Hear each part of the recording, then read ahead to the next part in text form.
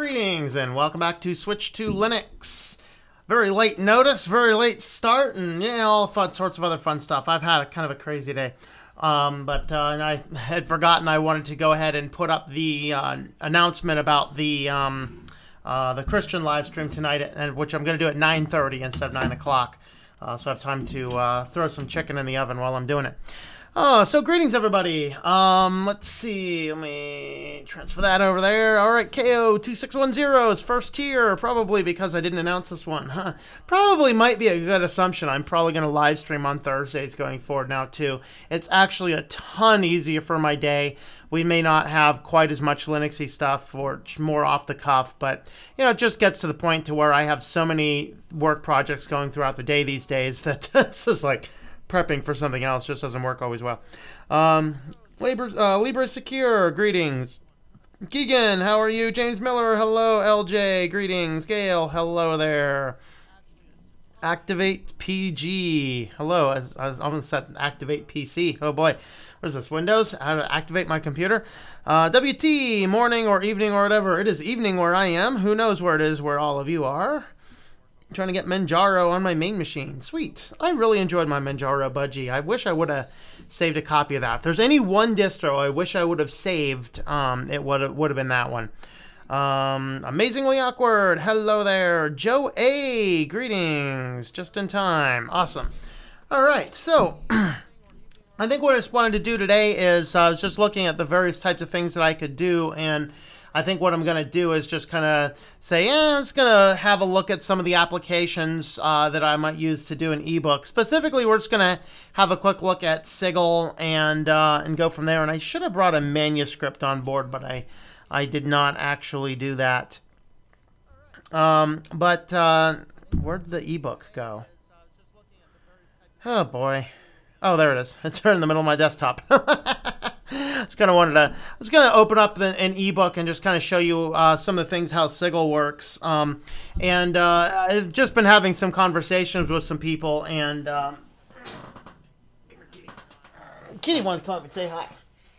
Hello, everyone. Yeah, he's got that predator coat going. He's trying to blend in with the background, isn't he? Yeah. He's like I don't know. He's a special cat. I'll tell you that. Yeah, Kitty, you can have your spot back. You can have your spot back. I know. He was laying down on my computer case. That's his new favorite spot to be. But anyway, I'm going to be opening up one of my ebooks and just show you how that system works.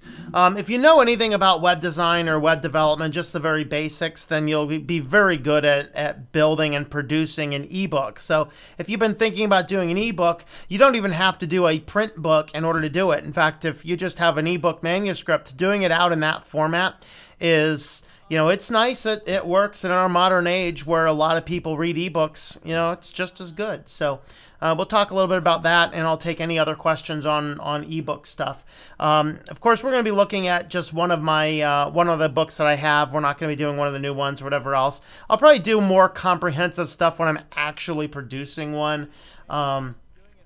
Just so we can see what's going on with it all. But for the most part, we're just going to go ahead and have a look at the application. So Dr. Rob came on. Greetings.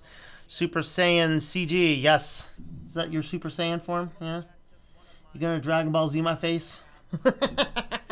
He's like, yeah, shush it. That's Dragon Ball Z. I don't know. But anyway, let's go ahead and jump on over to my desktop screen here, let me see what all I have here. I should also have Calibri on here, I think. Yes, I do. All right.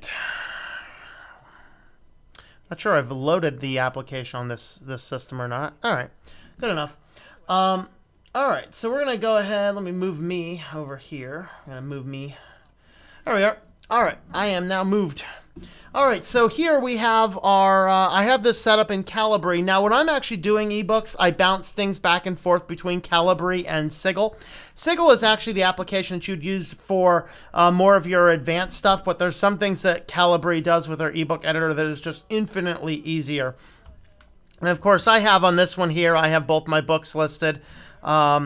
And we're going to have a look at this one here because this is the only one that I fully produced myself. The other one, I'm going to reproduce it, but eventually, you know, for now, I'm keeping it where it is.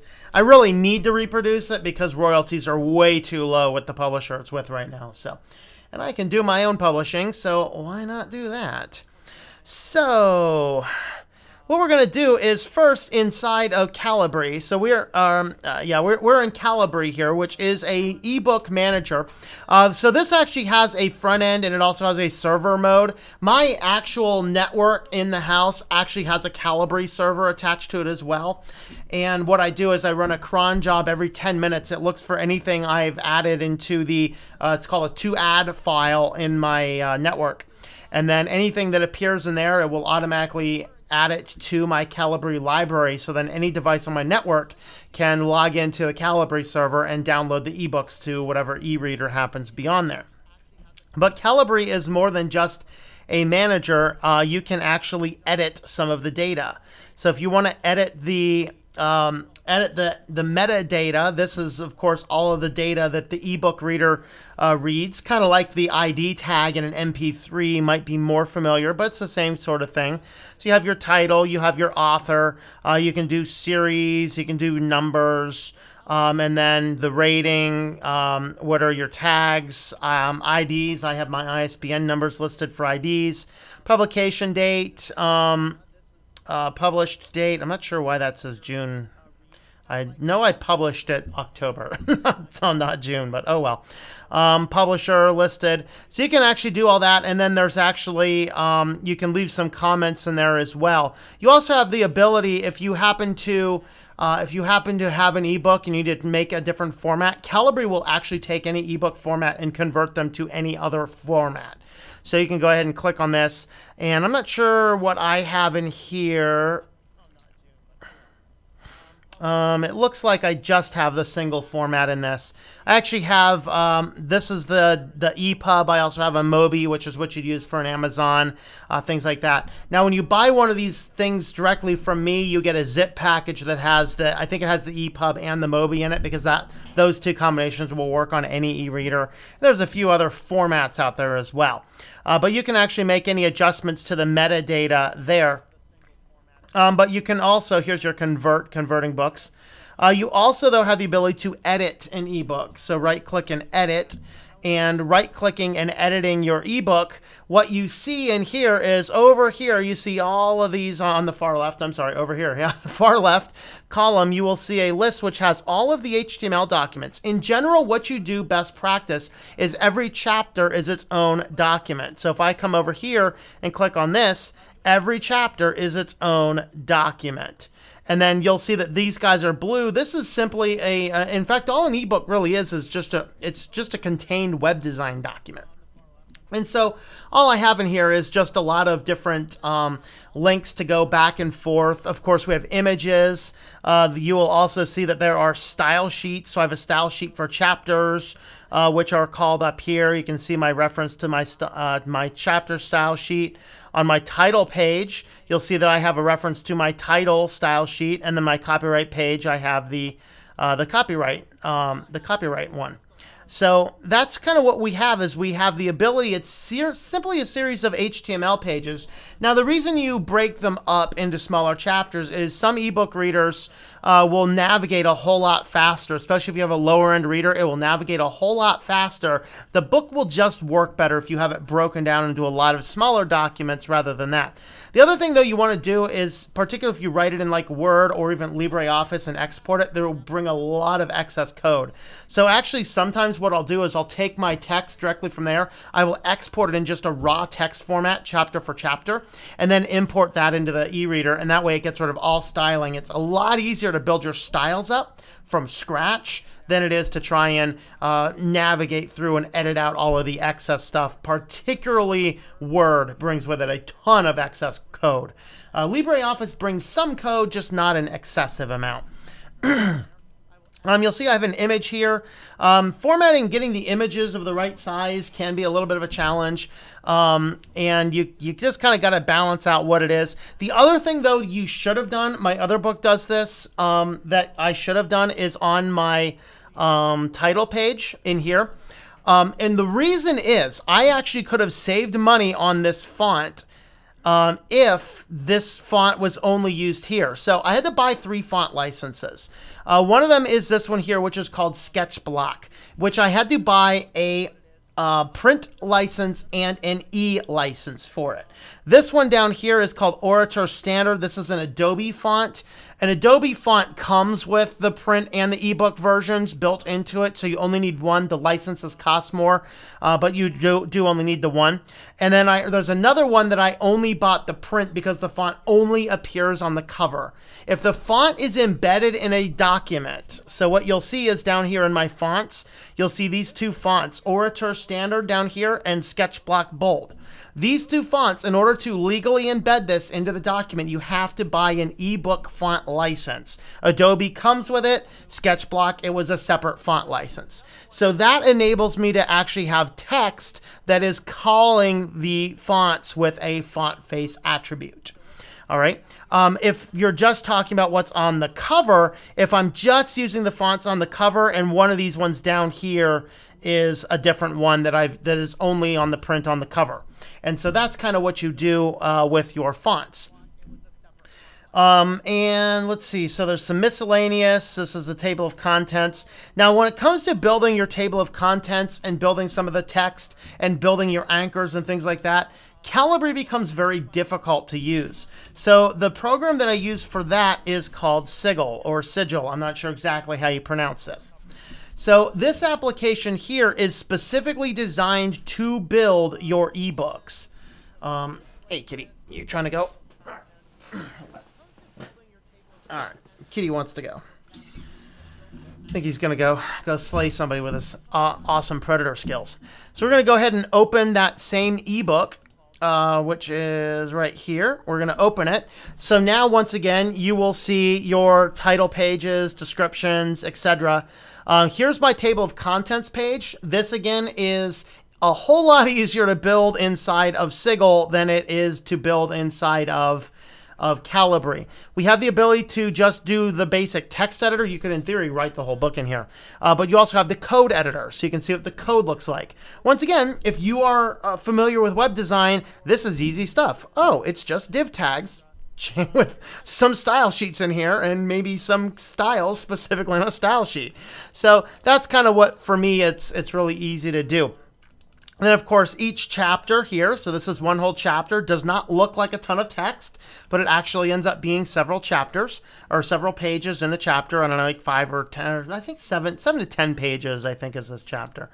And then here, each one of these guys, if I click on this link, it will go to where this is. So again, an ebook best practice, if you're building an ebook, you can get an ebook that's just kind of blah. A good ebook, every chapter title links back to the table of contents, and every table of contents will link to the particular chapter.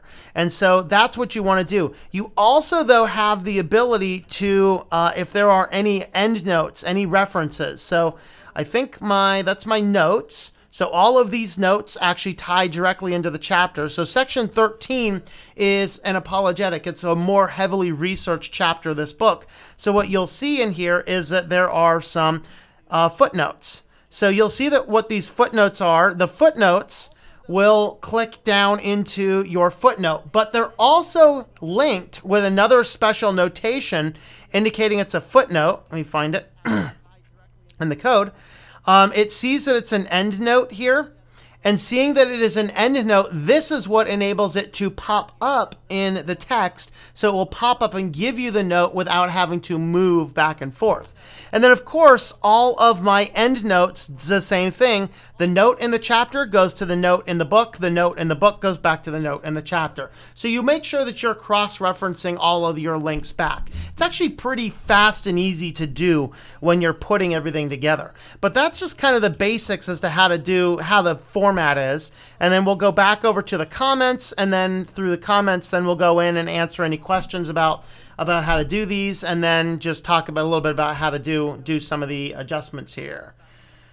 So back to some comments. Not a whole lot of folks on today. That's all right, though. To use Windows 10 LTSB to get Linux. All right, that's all right. Greetings, Sakas. I'm attempting to install Debian right now. Very cool. Yeah, I'm actually running Debian on the computer that's just out of focus right here. I like my Debian. Debian's pretty cool. Michael F. Tom, remember when I said I might switch? Well, I did, and I've been living it ever since. It's a fast and stable. And also, what are you doing? Also, what are you doing? I'm not techie. I mean, MX Linux. Wait, hold on. I did, and I've been living it ever since. It's fast and stable. So what are you doing? I'm not too techie. What am I doing right now if you just came on? What I'm doing right now is I'm just talking about how you produce an ebook. So if you want to write an ebook sometime and you just want to produce an ebook, this is how you do it. If you guys want to hear about distribution stuff too, we can cover all that. Let's see, Tom, how much does an ebook font license cost? I paid $65 for 4 fonts. Let me see if I can still find the receipt. I can probably give you the breakdown. Depending on, of course, the company who makes the font, that's kind of what your breakdown is.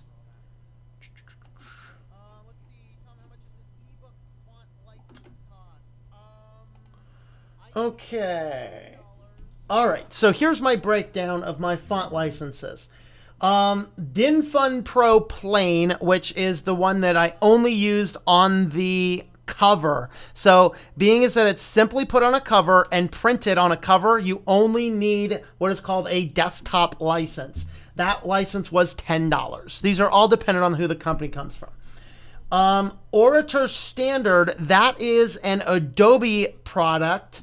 And the Adobe license comes with 5 user desktop licenses. So up to 5 different people can use that. So if I'm starting in my publishing arm, which I intend to do, and I'm doing my publishing stuff, I can use that, and up to me and up to 4 other employees can use that one font license for any of our cover art designs. That license cost me $29. And that was the Adobe, and so the Adobe also though comes their desktop license also comes free with the ebook embedded license, which gives me the right to use it anywhere. I could even, now that I've bought the license, I could actually embed that through a font face on a website legally on my actual website. I think I might be wrong about that. There might be a separate one for web use. But as far as ebook use and desktop use, so any printing, any publication, anything where the font's just going onto a file, being embedded into a PDF document in such a way it can't come out, that's all included in that license. Sketchblock Bold, and I forget the company that actually owns it, is $19 is what I paid for the desktop license. Again, 5 desktop users. And then they give you a discount if you want to buy the ebook. Since I bought the desktop license, they gave me 1 ebook license for $9.50. Now the ebook license only licenses me to use the font in 1 ebook. So I can only use it in 1 ebook. I can't use it in 2 without buying another font license. And I actually bought them. If you're looking at buying fonts, my recommended place, I don't get anything for this. I want to contact them about affiliate links. I would love to down the road. But no affiliates, no paid promotion. I bought mine full price from FontSpring. So fontspring.com. I chose them because they didn't seem shady. They're a US-based company. They have direct email contact forms. I sent them emails with the questions I had. They responded to me immediately. And so it was, I just decided I felt confident going with FontSpring. So I used FontSpring to buy my font licenses. Greetings, Animal Facts. You missed the kitty, Animal Facts. He ran away. He'll be back, I'm sure. Manish, greetings. Richard, how's it going? Kwrite export natively to .pdf.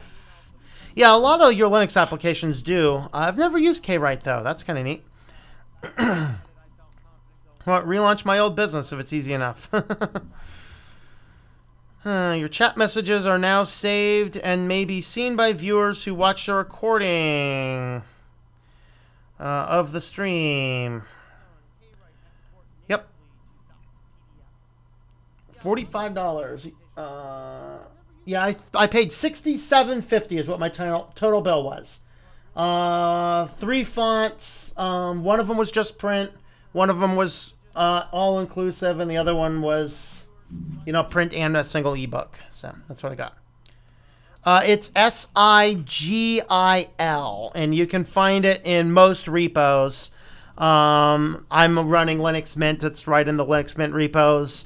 I know I installed it on Peppermint, so it's on the Peppermint repos. It's in Ubuntu, and I don't know if it's. Let me see if it's on Debian as well.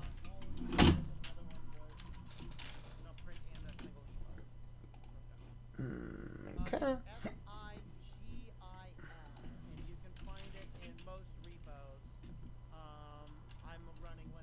Yes, it is also on Debian. I think the current version is, I think it's 9.9. I know I'm running 9.5. I need to update it. Linux Daily, greetings. Channel number. Do you have a default font you can use like for free or integrated in an ebook? The best place I look for fonts is you look for fonts on Font Squirrel. That's the best place I find fonts, particularly as I'm doing web design stuff. Font Squirrel has an option where you can select the button just for a free or open source license. And with the free or open source license, that gives you the ability to use it for free. And so actually that's what I used on the inside of the book, on the print book. Ebook, of course, I think I'm just using whatever default happens to be. There are default fonts built into any e-reader. So, of course, you can go into your e-reader if you're familiar with them, and you can pick which font you're using. You have those options. Those types of options are... those can be overridden, but in the absence of any of those, then the thing will use the default style sheet. For print book or things like that, there are a lot of open source and free font licenses. You just need to remember that a font is just as copyrightable as graphics or text or anything else. So if you're producing a commercial work like an ebook, you have to make sure you get the right type of font license. And I prefer to just use free ones. The only reason I bought font licenses for this is because this book was a parody, and I had to use the exact same fonts in my parody for the cover that the original book used.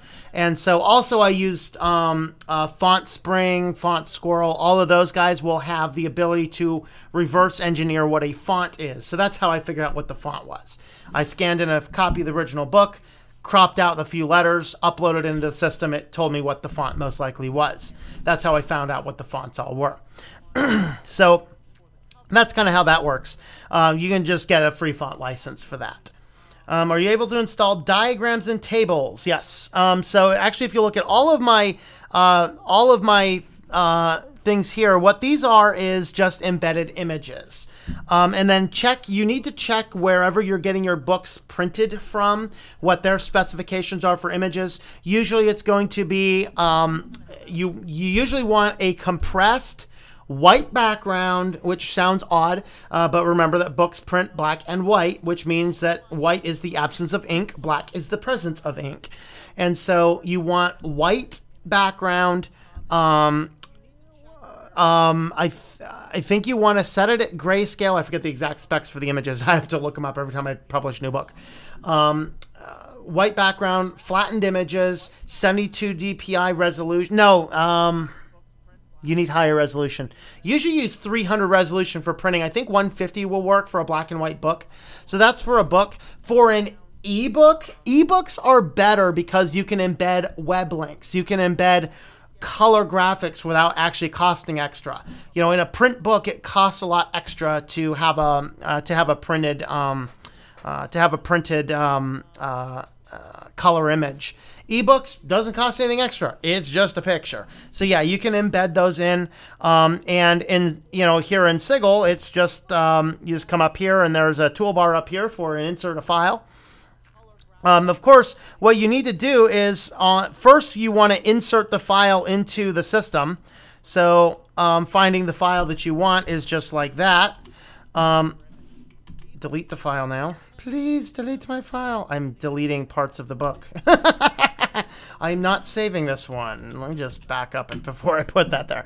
All right. But of course, then what you in Sigil, you start by selecting the image that you want. I believe you can actually drag and drop them as well. No, you can't. But to actually import an image, I think it's, let's remember where that one is. Okay, so insert file, let's see. I thought there was... No. Okay, oh, other files, that's right, duh. Hit other files, that will allow you to upload a file. So let me find my files. Here's a Patreon image. So there I can upload a Patreon image. You'll see that it will appear in your I'm sorry, I apologize. I wasn't on the screen. My fault. Let me go back and redo that. Kitty's coming up. Kitty's coming up. Delete it. Okay. So here on your sidebar, you see that you have the ability to, you have the images over here. What you want to do is come up here at the top on the toolbar, and there is the option up here for insert an image. This is going to bring you to anything inside of your images, video, or audio. So to add a new one, if it's the one that's already in there, just grab it and select it. If it's another file, come over here, grab it, and then that's going to add it in there. And then, of course, you'll see over here that it appears over here. Then what you might need to do is you could actually scale the size of it if you want. Obviously, this is probably too big. But what you can do is you can scale it. Usually what I'm going to do is I'm going to get all my sizes that I want first, import the correct sizes. That way I'm not fighting with which images go where, etc. Now, what you'll notice is that these images up here, the original ones, get rid of that one, at the top of the chapter, you'll notice that these ones here, you do not see in the image file. And the reason for this is these are actually inserted like this. This is actually kind of how the ASCII code of an image looks. And literally any image you can produce this type of output file. It was created this way, just this is the way that LibreOffice exports an ebook. I actually just went into LibreOffice, exported the ebook, and then came in and made adjustments. LibreOffice made these automatically for me, and I just decided to go ahead and use those because they show up well everywhere. I could have alternatively just exported the image, imported them into the book, and inserted them. That's a little bit cleaner way to do it, but either one would actually work. So that's how you add an image. Price was very similar to what's found here. Way to do business did not become popular until 3 or 4 years ago. We are pretty old school. Switched to live streaming. Yes. Greetings, Rose. Does most ebooks are DRM? You don't really own the ebook. All right. That depends on the publisher, the way you do it. I intentionally do mine without DRM, and because I take a pretty firm stance against that crap. If I figure if you've bought my book, then I want you to own my book. And whether you want to own it in digital format or you want to own it in print format. I think that you should have the ability to say, I'm done with Kindle. I'm going to switch to Nook. And I don't think you should have to rebuy all your books for Nook. I think that I should be, as long as you know how to take the file off, I may not be able to support you taking that file off of there, but I want to sell my books DRM free. And so where I have control, which is this book, it is DRM free. I have noticed actually one person was trying to sell my book with DRM. Not much I can do about that, but if you come back over to your Calibri and you hit the Get Books button, it's the world up at the top.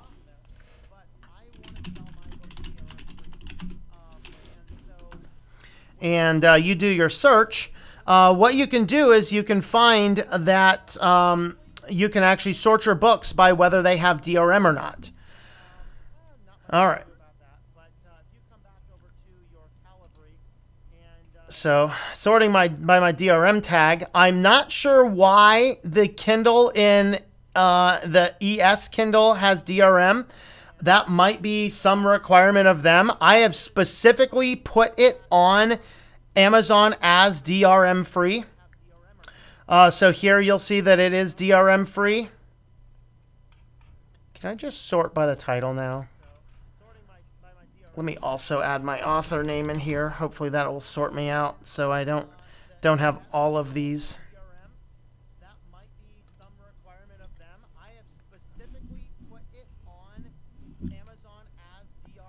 Okay, so here I have, here is the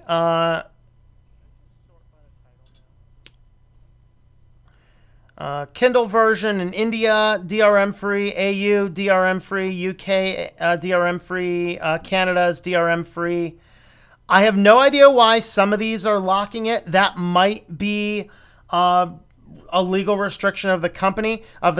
If you are in one of these countries that is selling the book only with DRM, then head on over to PayHip.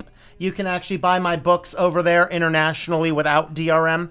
But this is kind of where you can pick them up. I thought you could get them at like Barnes & Noble type stores as well. I may not actually have those turned on though. Oh well. But anyway, this is, once again, is dependent. Now, here's another fun thing if you're looking at this, and this kind of irritates me. Amazon has that program that it's supposed to be, quote-unquote, better for authors, that they can rent the book, you know, and you get paid for how much they read, which I think is a pretty stupid idea anyway. But in order to participate in that program, you have to lock your book with DRM. I'm like, nope. And not only do you have to lock your book with DRM, but you also have to agree to sell it exclusively through Amazon. And I'm like, absolutely not. Because I want you to be able to go and buy the book and own a copy of the book. If you buy it from my website at ourwalkinchrist.com, you buy the copy of the book. It is downloadable as files, and it is not DRM locked. Now, if you try and distribute those and I catch you, I'll come for you. But I don't lock my files with DRM. That's just kind of the way I want it. It also, though, allows me to sell it on PayHip. You can get them on Amazon. And by the way, buying them from me directly is cheaper than buying them on Amazon. I think buying them on PayHip is cheaper than buying them on Amazon. And I did that because Amazon takes a bigger significant chunk. It turns out that if you buy it directly from me, it's essentially 100% profit. If you buy it from PayHip, PayHip only takes 10%, but Amazon takes like 25% of my cost. So that's kind of why I did that the way I did. Now my other one,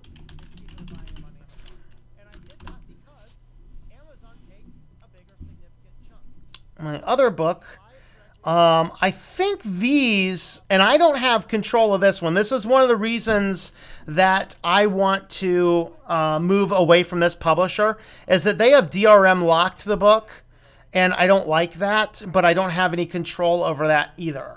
And that's kind of a downside. And so I'm kind of frustrated with that company entirely, because if you buy this copy from them, I only see $1 profit, which is kind of stupid. If you buy the book cheaper directly from me at my website, ourwalkinchrist.com, it's 100% profit to me. And it's cheaper than buying it here. Like, what do they sell it for? $4? I think I'm selling it for like $2.50, I think. PayHip, I think I have it for $2.75. PayHip International, anyone can buy from over there. Again, I see 90% of the profit on that. So, and those are not DRM locked. These, unfortunately, all are. And that's kind of the thing, is I'm working towards building up any book I can get DRM free. I'm getting DRM free. I'm not buying books that have DRM in them anymore. DRM it, I won't buy it. That's kind of my motto. Greetings, Visual Vengeance. With EPUB, is there a way to scale images without modifying the image directly? Well, everything inside of the book is done with style sheets. So if you use a fluid type style, so like a use width 100%, the downside is it might scale it across all the way. But you do want to have some degree of percentage scaling so that if they're looking at it on something really small, that it'll actually show up better than, you know, throwing half off the page. So that's the thing, is you have to play around with a format to figure out what is the best size for any given image. And then of course what you want to do is inside of your style sheets. Let's see what I have here. Let's look at, I think I have an image on the style sheet here.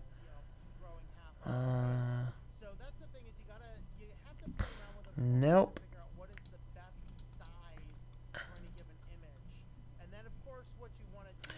And let's go ahead and just look at the code on the title page. And we're going to look at the code. Okay. Okay, so here I actually set the width and the height of the image. But I've also enclosed the image. Let's see, CVG. Okay, so I've enclosed it inside a 100% width tag here. So that should scale it. And I think on the title page, there should also be an image. Yep, so there's a couple images there on the title page. And of course, those were all output with the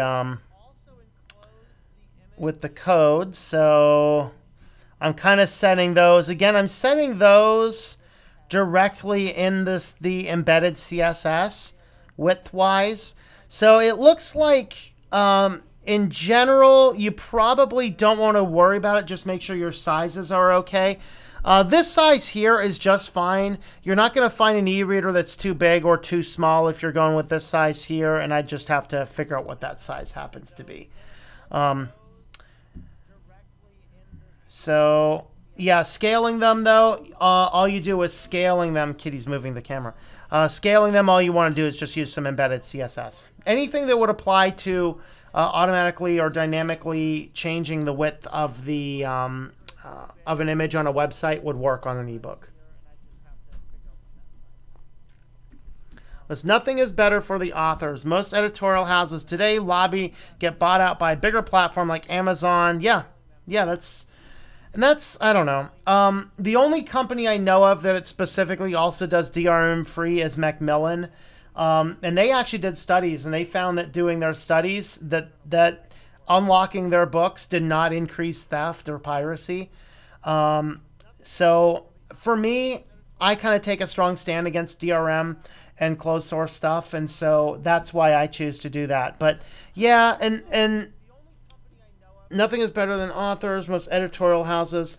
Yeah, I mean, as far as authors, like, you really have to be careful if you're looking into publishing. You have to be really careful with, especially nowadays, huge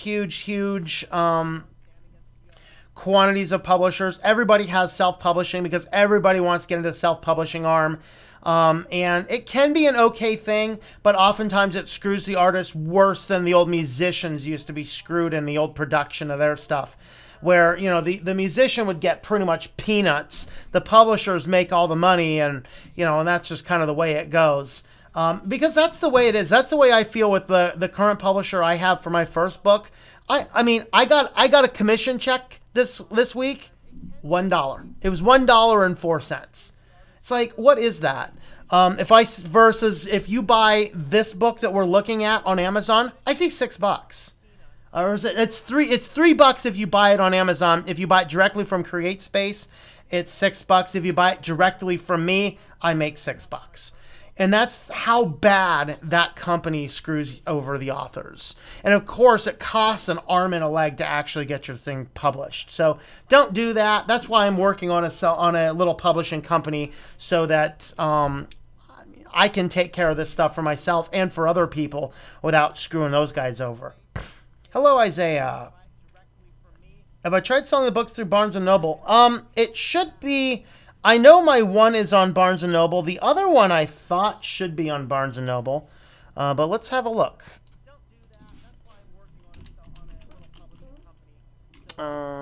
Is it bnn.com? No, I think bn.com will get me there, right? I think bn.com will get me there.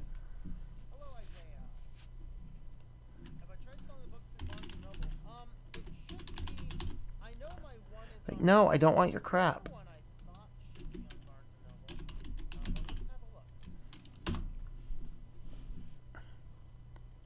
Oh, yeah. So, yeah, you can get them both on Barnes & Noble.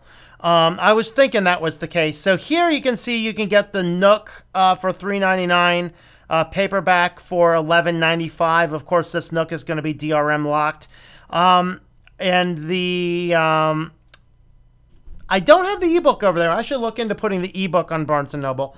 But you can, of course, get the paperback from there. So, so yes, you can get them both on Barnes & Noble as well.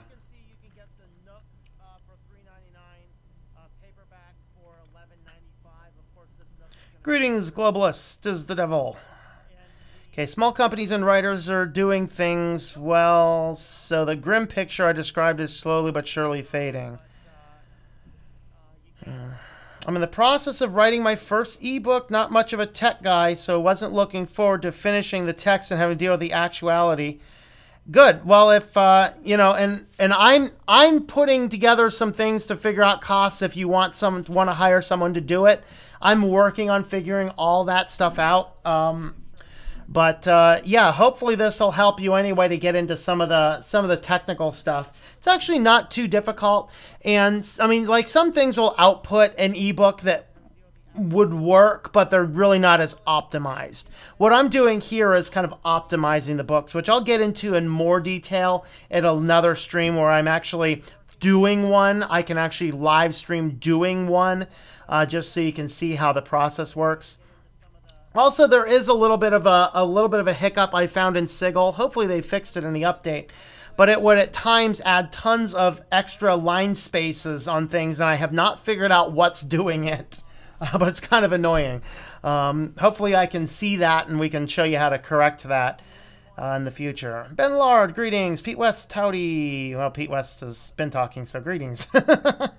Brian the Computer Geek, is there any way a small guy can win?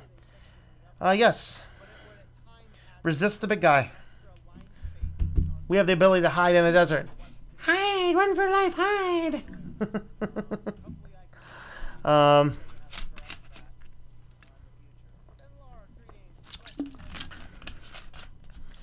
From a former insider's perspective, just screw us, inspire the change, and we all need it. Yep. Wait, do I do this from HTML? It is done in HTML. So what you actually do is, if you go into LibreOffice, let me see if I can find a copy of this on my server that is just the ebook. Okay.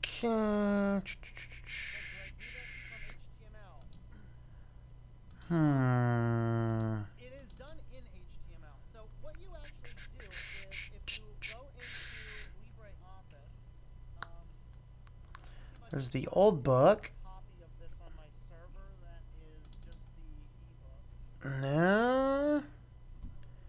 I should have a copy of it on this server here somewhere. I just gotta find it. If I don't, then I just need to and we'll just use this one, I guess.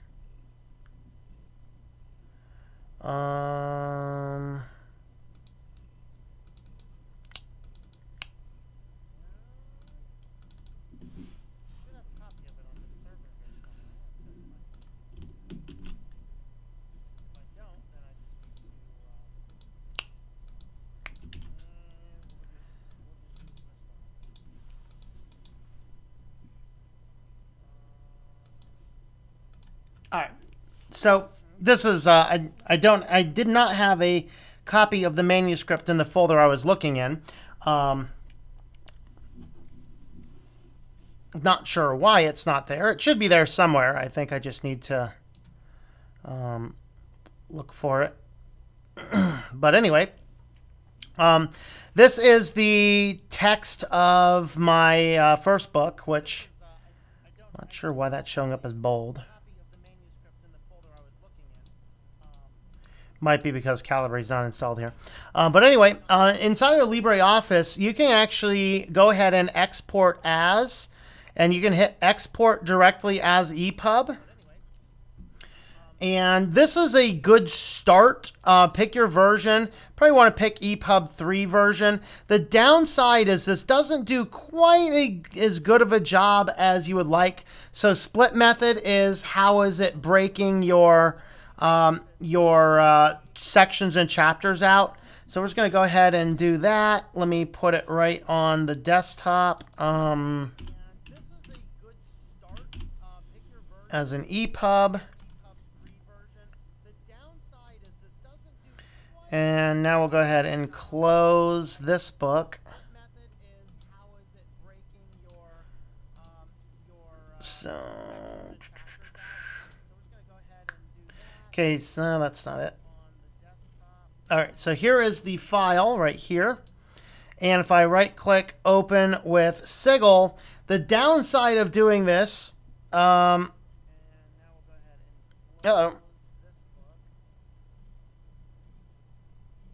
So that did not even oh, maybe it did. Okay, it did export something. So what we see here is that it actually exported the entire book in one file. You see there is a ton of extra code. This is the type of thing that happens in LibreOffice. It happens in Word. All of this extra code is going to make the thing run slower. It's going to interfere with the styles that you're doing.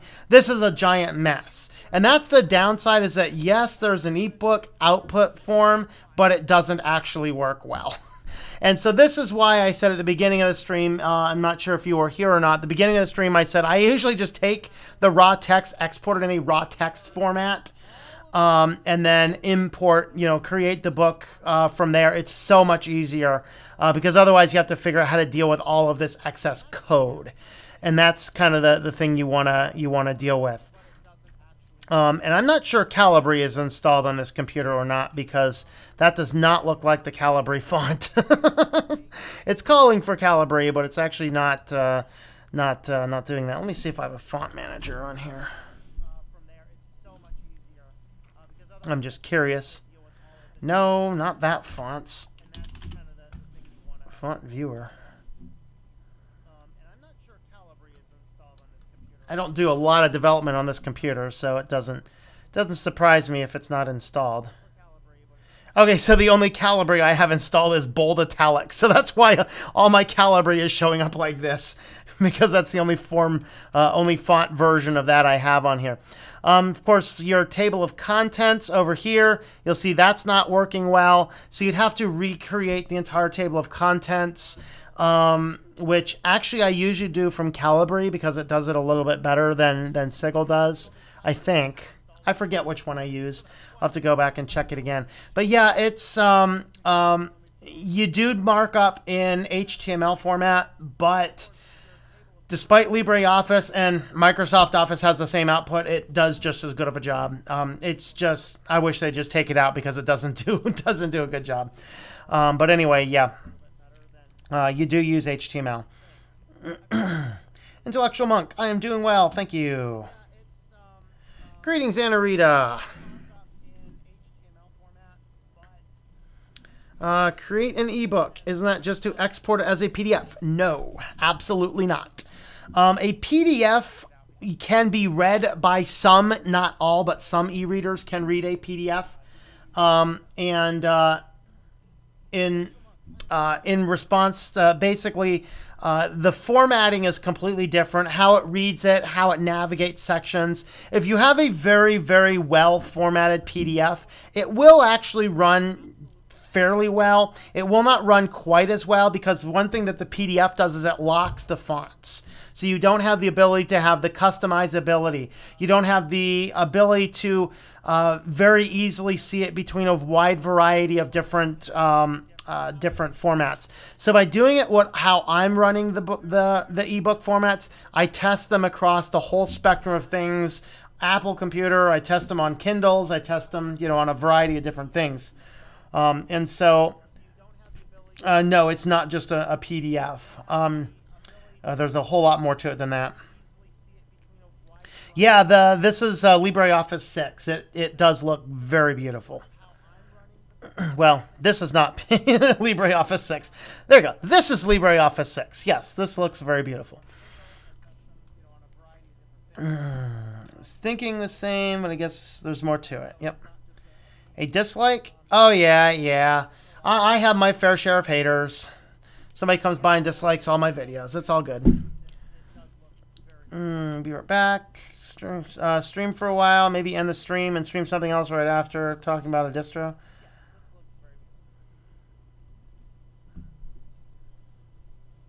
Well, after this, 9:30, I'm going to be streaming on the Christian channel at Our Walk in Christ. I'll be streaming over there. Whoa. That was me. That was not the kitty. That was me petting the kitty. Let's see.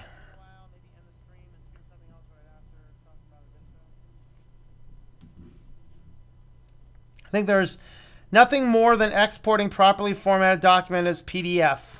No, there's a ton to it. And then on top of that, it's how do you properly export and properly format a PDF. There's a lot to that too that a lot of people don't realize if you're talking about a more advanced PDF. But no, ebooks, there's different. There's the ebook formats. Mobi is your big one because that's Kindle. Your EPUB is kind of like your open source universal. I forget what Nook uses, but I think that they have their own version of it as well. And each of them have advantages and disadvantages. Not all e-readers can read all forms of ebooks. PDFs can be used in most e-readers, but you don't have the ability to navigate the thing well. So what I mean by that is if I come over here and I open this up to read it, which I think is just a double click. Okay, so if I open this up to read it, we have things like our table of contents. All right, so inside of your table of contents, we have the ability to jump back and forth. You can add this functionality to PDFs, but most e-readers will not necessarily read the PDF formatting of the table of contents. Some of them will, some of them won't. It just completely depends on your e-reader. It's amazing the things he does and creates using Linux. Well, thank you. It's just trying. It's just trying. Figuring out how to do it without the proprietary stuff. Not that the proprietary stuff is entirely bad. It's just that I just want there to be other options out there. All right. I'll tell him to stream for a while or maybe stream something else right after. Yeah, Michael, I will be on the Christian channel tonight at 9:30. I have to go. Great stream. Interesting topic. See you next time in your Christian channel. Can you talk about suffering? The suffering Christian. Yes, I will talk about the suffering Christian. Not tonight, but yes, I will. Never had an ebook reader. I use Ocular on Linux to read PDF ebooks. Yeah, I use FB Reader on tablet type things. That's also a Linux application as well. What is my favorite distro? Linux Mint Cinnamon. That's what I'm on right now. I use Linux Mint Cinnamon on all my production systems because it works. It doesn't generally break on me, and it is a user interface that I am very productive in. It's very much like Windows. In fact, I have mine set up exactly like an old Windows setup, and that's just where I'm highly productive in. Different people have different ideas on distros. This was my favorite because I don't have time to fix stuff when it breaks. That's kind of my take on it. All right. Well, I think I'm going to jump off here, and maybe if there's any last call for comments, I'll do any final comments there, and then we'll go ahead and feed the kitties here, and then we will end the stream, and I will be on my Linux or on the Christian channel at 9:30. Also, today is the last day you can order from shop.switchlinux.com if you want cool things like the mouse pad, or which doesn't work as well on the green screen. But oh, I'm sorry, I bopped the kitty in the nose.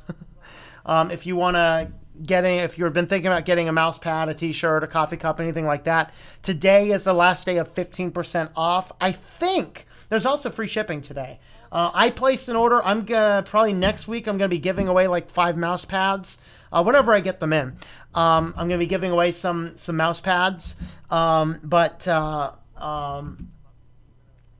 I placed the order today, and you still get 15% off. And I think I also got free shipping. I'm not completely sure about that, but I'll have to check my invoice. But just an FYI, that ends today. And let me see if I can find if there is some other promotions coming up as well. I don't set the promotions, they do. Of course, I got to go to the right website, though, don't I?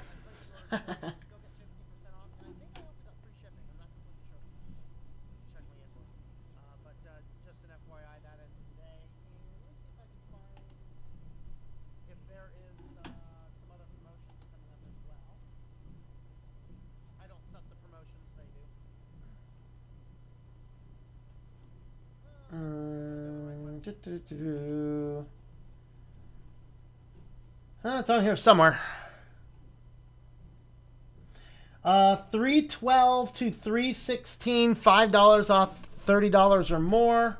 329 to 42.com.ca and .au only is free shipping. So later on this month, free shipping. $5 off 30, 12 to 16. So if you're looking into those. So that's what's over there, and that's at shop.switchtolinux.com for that. Plus the link to the Christian channel. Yes, I will do that.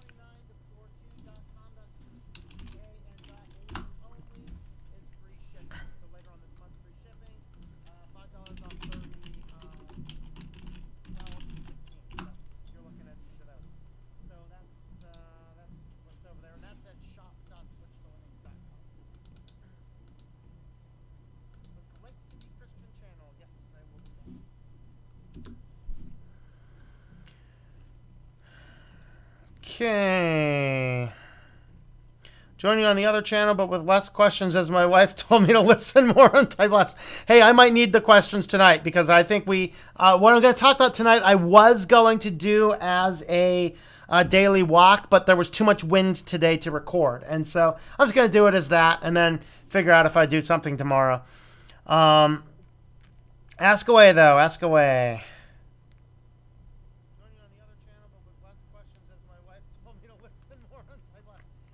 Is there a reason you don't feed the kitty Temptations anymore? Because now I'm on the Meow Mix treats.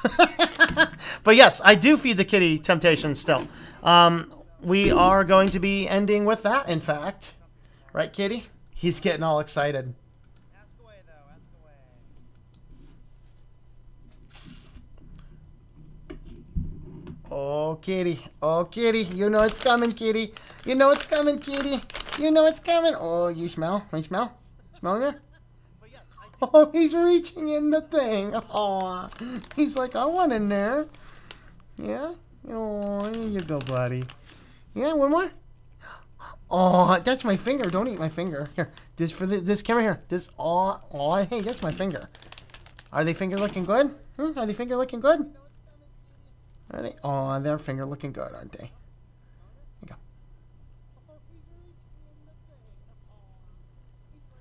Yeah, you're a good kitty, aren't you? You are. All right. Let's see.